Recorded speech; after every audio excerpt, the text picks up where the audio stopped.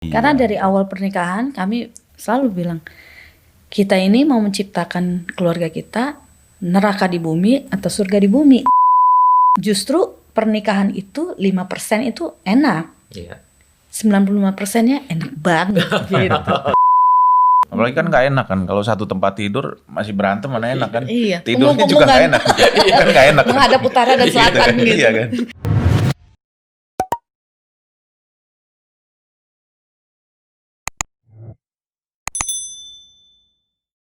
Halo semua, ketemu lagi dengan saya Yuhandi di Today's Message Podcast, di mana di sesi kali ini kita akan diberkati tentang kisah bagaimana Bro Yuda dan juga Sis Novi akan sharing tentang pengalaman di dalam berkeluarga, itu berkeluarga mereka. Halo. Halo.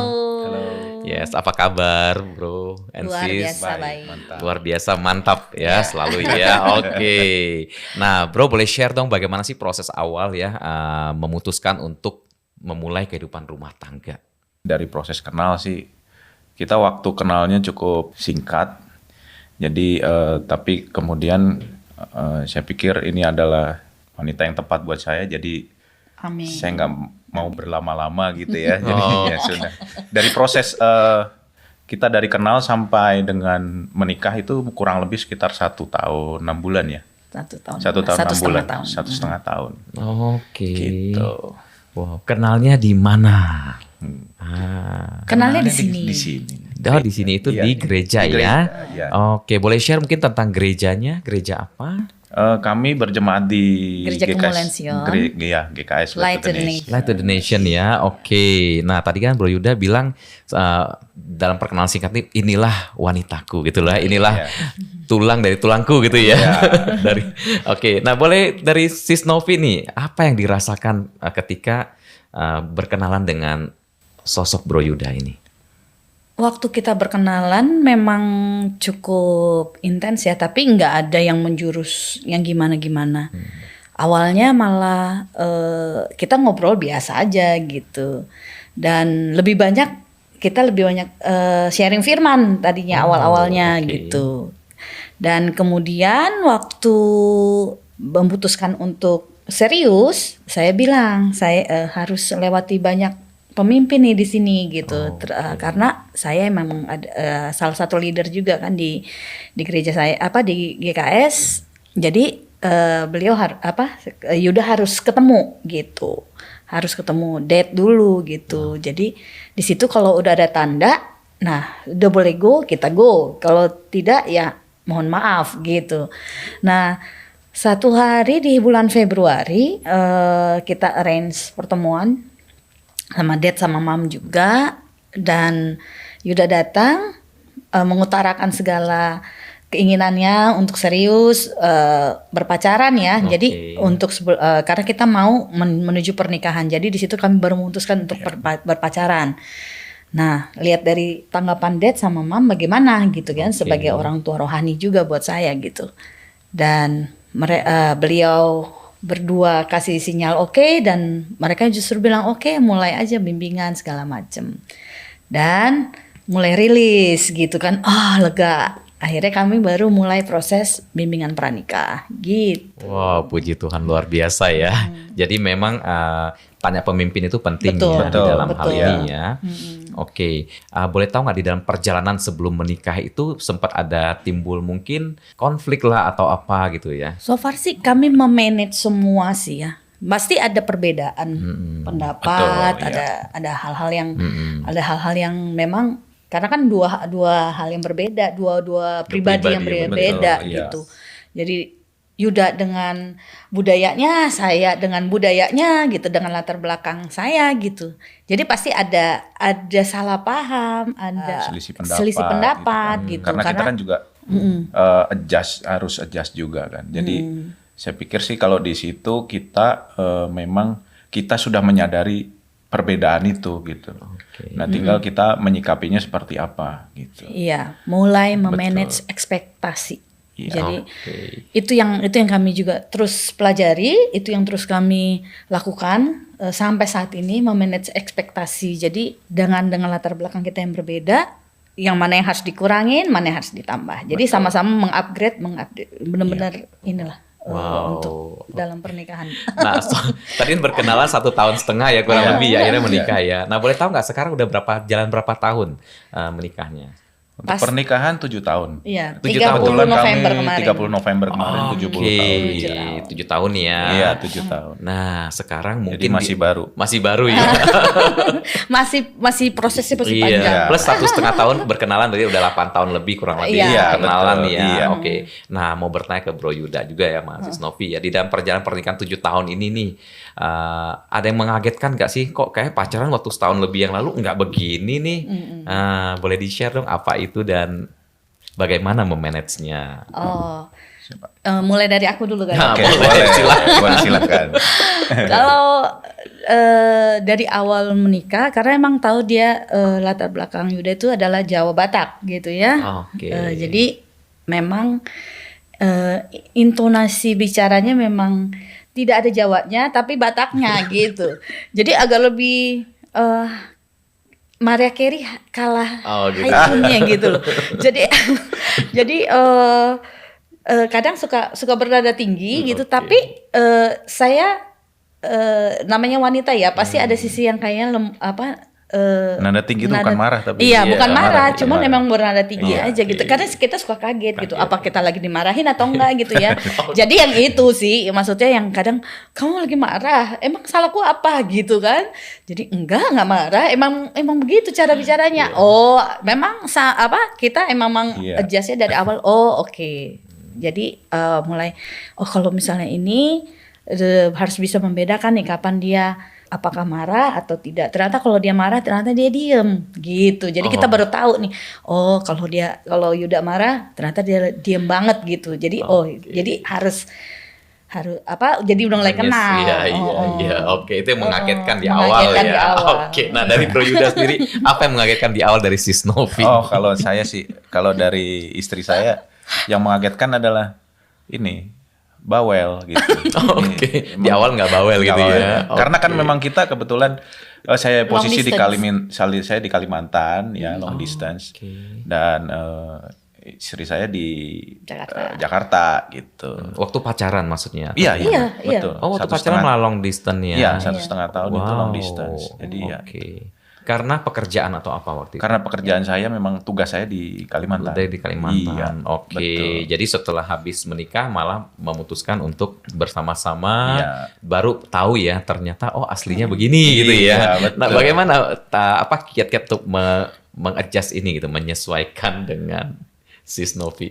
Gini, karena kebetulan kan saya biasa memang kan waktu belum menikah ya apa-apa keputusan sendiri. Kemudian hal-hal nggak perlu ada yang didiskusikan gitu. Oke. Tapi ketika menikah ya memang saya sadari, yang pertama sih saya sadari bahwa saya siap untuk perbedaan yang ada gitu. Jadi ketika apapun itu perbedaannya, kagetnya cuma sebentar aja. Tapi kita yang perlu kita sikapi adalah gimana kita bisa adjust. Iya, Oke. betul. Iya, Artinya yang dari awal udah komitmen lah ya. Iya. Apapun perbedaan itu ya saya harus menyesuaikan gitu Betul. ya antara Saling Iya. menyesuaikan. saling menyesuaikan menyesuaikan. ya.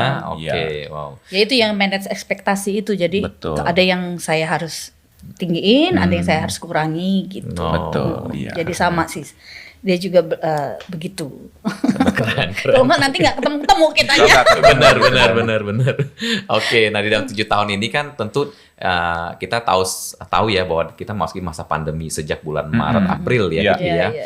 Nah mungkin ada kendala-kendala apa nggak sih atau ada pengalaman-pengalaman khusus apa nggak di masa-masa pandemi ini khususnya di dalam hal hubungan dalam berkeluarga hal hubungan. ya? Justru kalau kita lihat dari pandemi ini, justru kita makin hari makin kuat ya. Oke. Kelihatan kita secara hubungan suami istrinya karena lebih intens kita omongin gitu. Oke. Kalau misalnya ada masalah apapun, misalnya dalam masa keuangan, kita cari solusinya sama-sama.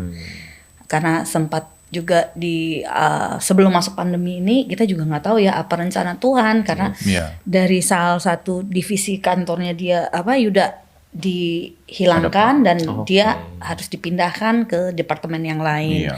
Jadi setiap tunjangan dari yang di awal posisi ada di atas, jadi ditiadakan. Jadi kita semuanya kita bawa sama-sama, kita berdoa. Jadi kita suami istri sama anak ya, kita doa sama-sama gitu. Jadi justru di masa pandemi ini kita Komunikasi lebih lebih intens intens. gitu. Karena kan sekarang mulai di rumah Iya, gitu kan. iya. Jadi Work from home ya. Work berarti. from Iya, home. jadi tinggal kita menyikapinya sih sebenarnya. Iya, Pandemi ini jadi apa namanya, kita lihatnya dari sisi mana. Kalau dari sisi positif, kalau buat saya pribadi sih, memang buat di keluarga itu kita jadi komunikasinya intens, kita tahu kebiasaan kita di rumah, termasuk istri, anak gitu kan. Jadi di sisi lain sebagai sesuatu hal yang menyenangkan gitu. Jadi bukan hal yang boring sih ya. Tergantung kita aktivitasnya apa. Tapi so far sih puji Tuhan komunikasinya itu yang justru lebih Iya. dibangun gitu. Iya. Karena dari awal pernikahan kami selalu bilang, kita ini mau menciptakan keluarga kita neraka di bumi atau surga di bumi gitu. Jadi waktu kita berkomitmen kita mau ciptakan keluarga surga di bumi gitu. Jadi ya memang itu harus diciptakan gitu. Nah, bagaimana menciptakannya, yaitu bangun komunikasi. Apapun, sekecil apapun kita komunikasikan. Betul. Gitu. Kita punya tea time. Oke. Walaupun udah punya anak gitu ya, kami punya tea time. Jadi waktu Dave tidur, kita sempatkan berdua ngobrol gitu. Kalau nggak minum teh ya paling ya di ranjang ya, emang waktu kita berdua ya kan, kita ngobrol di situ. Iya.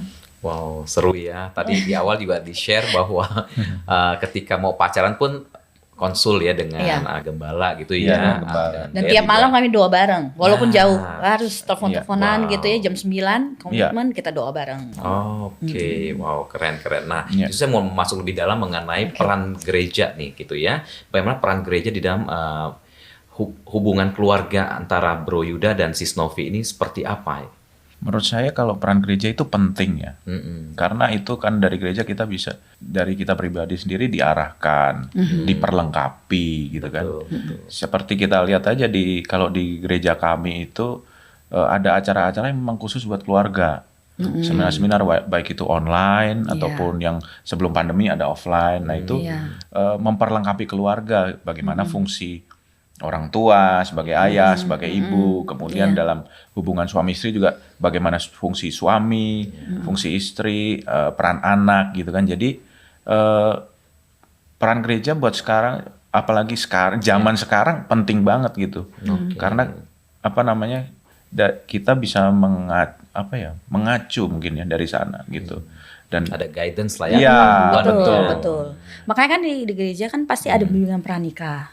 Nah, makanya setiap sesi pranikah itu memang harus kita ikuti Iya, gitu. betul. Bukan hanya sekedar kewajiban karena kita mau menikah gitu, untuk menyelesaikan ini modul karena harus modul pernikahan ngejar gitu. target, ngejar target. Iya. Supaya bisa menikah. Bukan, justru di dalam bimbingan pranikah kita banyak belajar gitu. Kita juga mau ucapkan terima kasih sih sebenarnya sama salah satu pastor yang membimbing kami gitu ya. Boleh disebutkan nggak sih namanya? Boleh dong. Pastor Lewi Katiandago. Oh gitu ya. Orang yang luar biasa. Jadi karena Yuda juga hanya sebulan sekali bisa pulang, dan selama seminggu kami full pack Waktu itu bersama ya, beliau. waktu pranikah. Jadi setiap 6 bulan ya kalau nggak salah ya. 6 bulan. 6 bulan kami setiap 1 minggu sekali itu benar-benar kami full pack sama beliau gitu. Dan masukan-masukan beliau yang mengarahkan kami juga gitu.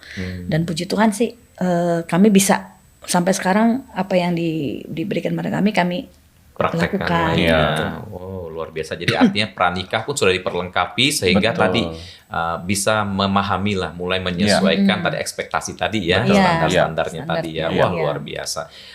Bagaimana peran gereja di waktu pandemi?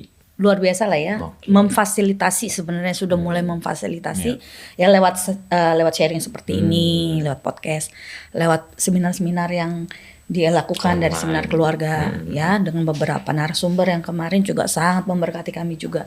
Jadi istilahnya kami juga belajar untuk parenting, apalagi itu buat kami sangat memberkati kami dan sangat membangun kami. Apalagi kami punya anak usia 3 tahun yang lagi lucu-lucu dan pintar-pintarnya dan kadang Pengen ngeselin tahu juga. gitu ya. Jadi ya di situ kami juga banyak belajar gitu. Iya, Dan iya, di situ ya saya percaya bahwa dengan apa yang gereja bisa lakukan, saya percaya itu akan membangun keluarga-keluarga yang kuat. Karena kalau keluarga kuat, itu juga akan membuat gereja kuat gitu. Amin. Yes. Ya. Iya, kalau suami, istri, anak semuanya berfungsi dengan baik, mereka punya strong in family, kita pasti juga akan strong di whole family ya, maksudnya di keluarga besar kita sebagai tubuh Kristus Iya, gitu. luar Iya. biasa. Mungkin Bro Yuda mau menambahkan? Kalau saya sih itu tadi sih tergantung dari kitanya sih. Kita menganggap itu sebagai suatu hal yang kita benar-benar mau kita tangkap, kita mau belajar atau suatu hal yang biasa. Iya, sekedar knowledge, betul. Ya. Apalagi di kondisi yang kayak gini, ini kan kita jarang ketemu orang, Iya. kemudian bersosialisasi juga terbatas gitu kan. Nah itu perlu input, perlu perlu insight dari pandangan. ya pastinya dari gereja gitu. Betul. Wah, Seperti luar itu biasa. sih. Nah, tapi saya sangat yakin lah ya, setiap keluarga pasti ada pernah punya konflik gitu ya, apalagi udah 7 tahun gitu ya. Boleh share nggak satu konflik yang mungkin pernah dialami yang menjadi satu pembelajaran yang paling penting dari keluarganya Bro Yuda dan Sis Novi? Kalau konflik sih kami nggak pernah mengimani bahwa dalam keluarga itu Ada konflik. harus ada konflik. Oke. Jadi dari awal kami belajar untuk menyelesaikan Mengkomunikasikan. dan komunikasikan. Iya. Memang ada selisih paham, pasti ada, tapi tidak membuat itu menjadi satu hal yang besar. Oke. Kadang konflik terjadi kan karena kita membuat yang kecil jadi kelihatannya besar gitu. Iya. Dan kita kadang mengimani tuh kalau keluarga tuh harus begitu. Kalau apalagi masih baru, pasti akan ada selisih paham, pasti akan berantem besar. Buat kami dari awal waktu kami set pernikahan, saya bilang saya tidak mau ada yang seperti itu. Iya. Karena buat kami itu bukan sesuatu hal yang benar gitu. Betul. Oke. Karena justru pernikahan itu 5% itu enak. Iya. 95%-nya enak banget gitu. Luar biasa. Iya, jadi kalau enaknya apa ya memang ada bumbunya gitu, Iya, ada salah pahamnya itu yang bikin kita jadi enak gitu. Iya, Maksudnya ya, tapi selebihnya ya karena kita komunikasikan Benar. ya semuanya jadi enak banget. Iya. Wow. Kita sih kita budayakan untuk nggak menunda. Artinya ketika ada kesalahpahaman, ya itu diselesaikan di hari itu gitu. Jadi Iya. semuanya bisa dihandle. Jadi nggak perlu menjadi besar karena kita tuh arahnya mau kemana gitu kan, Iya, ya kan? Menyelesaikan masalah atau memperbesar masalah kan gitu. Yes. Wow, Gitu. luar biasa. Jadi dalam sehari itu mungkin bahkan nggak seharian, tapi kita bisa selesaikan komunikasikan segala. Yang terutama sih kalau saya bilang di sini respon kita sih. Jadi ketika memang ada pendapat yang nggak sesuai dengan yang kita mau atau itu mungkin menyentuh ego kita ya kan, namanya suami istri kan, kita nggak cepat buat nggak reaktif buat langsung jawab atau langsung nimpalin atau nggak mau kalah gitu kan. Saya belajar di sini, kami sih sebenarnya belajar buat kalau ada apa-apa kita diem aja dulu, diem, kita coba berpikir gitu kan. Nah, Kadang dari dia di luar, iya, saya di kamar. Iya, gitu. tapi Tapi diem aja. menangis gitu kan. Iya, tapi dari situ sama nggak sulit buat mengucapkan kata maaf gitu. Iya. Gitu. Kalau memang salah ya minta maaf. Nggak ada salahnya gitu kalau buat saya sih. Waktunya paling 5-10 menit. Oh, Nggak gitu boleh ya. lebih dari itu. Iya. Jadi memang merenungkan lagi apa sih yang menjadi apa yang salah dari saya gitu ya, bukan Iya, apa yang salahnya dia gitu ya. Iya, betul. Lebih ke sana ya, melihat ke dalam. Iya. Iya. Bukan menuju keluar ya. Iya. Wah, luar biasa. Nah, ini mengenai maaf tadi ya. Lebih Iya. mudah mana sih? Memberi maaf atau meminta maaf? Dua-duanya harusnya mudah ya. Oke, nah tapi pada kenyataannya gimana? Pada kenyataannya ya siapa yang salah Ya, minta dia maaf. duluan minta maaf dan kita yang kalau saya apa yang kami alami ya, kalau untuk saya kalau Yuda udah minta maaf, buat saya udah sudah. rilis gitu dan kadang udah lupa dia begitu apa ya kemarin ya gitu, maksudnya kesalahan apa yang jadi udah benar-benar lupa Selesai gitu, pokoknya benar-benar ya. selesai gitu. Wah, Iya. luar biasa. Karena kita lihat bahwa ada sesuatu yang lebih besar lagi kita untuk maju lagi ke depan. Kalau kita terus di situ kan jadi kita nggak maju-maju. Betul. Betul. Apalagi kan nggak enak kan kalau satu tempat tidur masih berantem mana enak kan? Iya. Tidurnya juga nggak enak. Kan nggak enak. Menghadap utara dan selatan gitu. Iya kan? Timur dan barat gitu kan. Tidurnya nggak damai sejahtera kan? Iya, benar. Dan tidak ada tidurnya. Iya, gitu. Jadi ya itu kita berusaha buat semuanya terbuka, semuanya diselesaikan dengan komunikasi yang baik. Wow. Komunikasi memang tetap perlu dilatih ya. Iya. Apalagi yang tadi istri saya bilang bahwa saya nadanya tinggi gitu kan. Kadang-kadang kalau waktu-waktu sensitif kan nada tinggi itu bisa dianggap marah ataupun dianggap menentang gitu kan.